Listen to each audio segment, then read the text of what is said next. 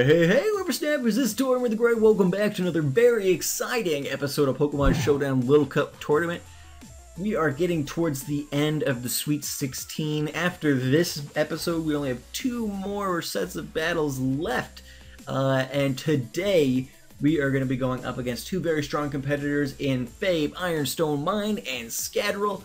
And we are going to be seeing what these 2 have brought in store for us as we jump into their battles. But these 2 are battling for the right to move into the Elite 8 and take on Klungar. Klungar has already secured his spot in the Elite 8, and the winner of this set of battles will be matching up against him once we hit the Elite 8 round of the bracket. So here we go. Now we know the stakes that are in line, so let's check out what we've got in store. Here we go. Alrighty guys, we start off today with Fabe leading off with Gassy Ball, and his Ghastly is not able to hit the Ferroseed with the poison move because of the steel typing, but able to do pretty good damage with that Shadow Ball as the Ferroseed sets up both Leech Seed and rocks there underneath the Ghastly. Ghastly is going to remain seated, going to throw up that Shadow Ball. Unfortunately for Fabe, the Azurill is immune to the Shadow Ball, but is not immune to the Sludge Bomb, and so he's able to take it out regardless. The Abra then, Rasputin, is going to come in then and finish off Ghastly, at which point Aron's going to come in. Abra's going to switch out as the Superpower connects with the Ferroseed on the switch, working out very nicely, finishing off the Ferroseed there, so that works out pretty well for Fabe. But the Ponyta switches in with the low kick and is going to finish off Aaron. So these 2 have kept really pretty level going into this first battle here, each going 1 for 1 and then 2 for 2. So Wooper getting the burn off onto the Wooper. Unfortunately for Fabe, the Ghastly is immune to the the Earthquake. Fabe has spent a lot of time recently playing the early generations of Pokemon and has not ventured much into the later generations, so not probably as familiar with abilities and things like that. So that's probably where some of those issues are coming into play, especially with Pokemon like Ferroseed and things like that. Fabe has never seen Ferroseed, probably, so you can't necessarily be blamed. But Mr. T is going to land a hard Fair Blitz on Rasputin, unfortunately going down itself to the recoil. Lampy switches in, going to get the Volt Switch off, taking out the Abra, which is going to put Fabe 2-2 with Scad. So again, these 2 competitors, despite a couple of misplays here or there, are keeping relatively even, which is working out very nicely. Fabe is down to Lampy, but considering the 2 Pokemon that Scad has left, is not going to necessarily be a bad place to be, as Lampy takes out the Ponyta with the Hydro Pump, and then is going to take Arnie all the way down to its sturdy before it heals back up with a Berry Juice and finishes off Lampy there. So a very close battle, very close, especially considering some potential misplays in there. Fabe holding on strong and taking on Scad. So there we go. Battle number 1 in the books goes to Scad in a very tight match. Now, let's check out what's going to be in store for us in battle number 2. Here we go, guys.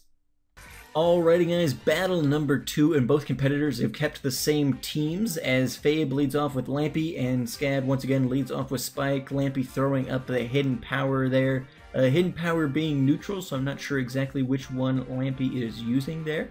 But Scad gonna throw up the Protect there in order to get some more Leech Seed damage and health back from that. As throwing up the Gyro Ball, things like that, just trying to chip away at Lampy before Lampy switch outs brings in Mr. T, at which point Spike is going to throw up the Protect and then switch out in the face of the inevitable Flare Blitz, switching into the Ponyta, which is going to get it the Flash Fire there, which will end up being useful. Fabe's Mr. T throwing up that Wild Charge, which does decent-ish damage to Nova. Nova throwing its own Flash Charge back, as Mr. T heals up with the Morning Sun. So nice little thing there. Flash Flyer getting healed up by Nova getting healed up by the Berry Juice, and then landing a critical hit on Mr. T, finishing it off with one last Wild Charge. At which point Wooper is going to switch in, and Scad's going to switch into the Ghastly. Fabe predicts this, throwing up the Scald as opposed to the Earthquake.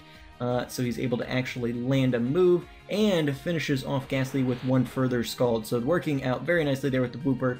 But then Rasputin is going to come in and finish it off with an Energy Ball. So then we've got Trico out, Kimori, the leader of Fabe's current Emerald playthrough. If you haven't checked out Fabe's channel, he's got a fun series where he's running through all of the generations of Pokemon right now, and he's even testing the waters with the Nuzlocke. His first Nuzlocke was last season in Crystal, and then this current game he's running through is kind of a pseudo Nuzlocke, so be sure to check that out.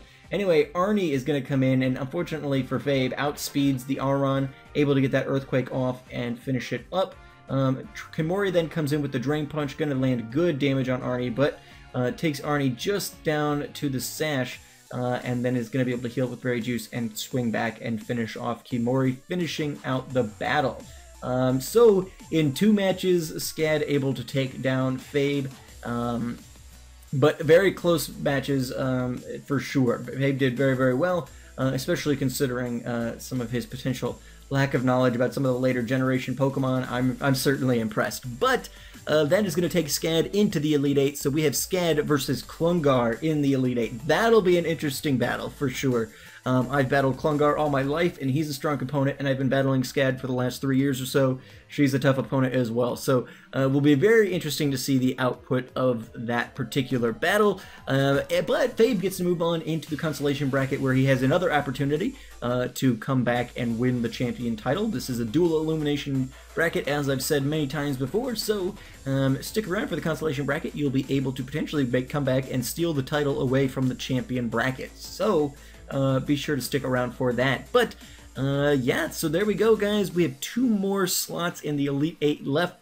We still have yet to see who's going to win between Aaron Cerise and David Kahn, and Nurion and Epic Big Nick. So be sure to check back in the next couple of episodes as we wrap up the Sweet 16 and then move into the Elite 8. I'm very excited to see how it's going, guys. Thank all of you guys who are participating, and for those of you guys who are watching, liking, commenting, all that jazz. Greatly appreciate all of that as well. But for those of you guys who are taking the time out to actually participate, meeting up, building teams, doing all this stuff, especially people like Fabe, and a couple of episodes ago, Jay, who had never used Pokemon Showdown before. They're having to learn a whole lot of new stuff and things like that, so I appreciate the effort you guys put into participating and making this the best first tournament on the channel. But yeah, thank you guys so much for watching. I've been Tortimer the Great, and you guys have been great. Make sure to leave those likes, comments, and subscriptions for me, guys, and I'll see you all back here next time on Pokemon Showdown Little Cup Tournaments. Alrighty, guys, have a good one.